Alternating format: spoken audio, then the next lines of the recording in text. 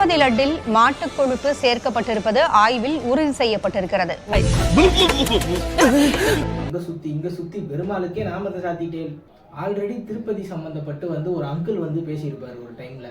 அதாவது விஐபிஸ்க்கு போன மிச்ச மீதி லட்டு தான் பக்தர்களுக்கு அவங்களுக்கு தான் வரும் அப்படின்ற மாதிரி ஒரு மாதிரி ரூடா பேசியிருப்பாங்க. காசை கொடுக்குறோம், லட்டை கொடுத்தா என்ன பிரச்சனை? ஆமா, நாங்க விஐபிகளுக்கெல்லாம் 500 லட்டு 1000 லட்டு கொடுக்கணும் இல்லையா? அவங்களுக்கு மிச்சம் தான் உங்களுக்கு எல்லாம் கிடைக்கும். அப்படியான ஒரு சூழல் தான் இருக்கு. நாங்க விஐபி கொடுத்தா தானே எங்களுக்கு அவங்களுடைய அருள் கிடைக்கும். அவங்களால பதவி உயர்வு கிடைக்கும், இல்ல எக்ஸ்டென்ஷன் கிடைக்கும், அவர்களால பரிசுகள் கிடைக்கும்.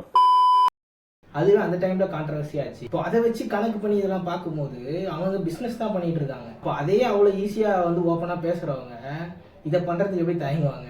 எனக்கு என்னன்னா திருப்பதி லட்டு அப்படின்ற பேரை மாத்தி பீஃப் லட்டு அப்படின்னு வைக்கலாம்னு நினைக்கிறேன். இத பாரா, ஏமாறுற மக்கள் இருக்கிற வரைக்கும் பக்தனை போலவே பகல் வேகம் காட்டி பாமர மக்களை வலையினில் மாட்டி எத்தனை காலந்தான் ஏமாற்றுவார் இந்த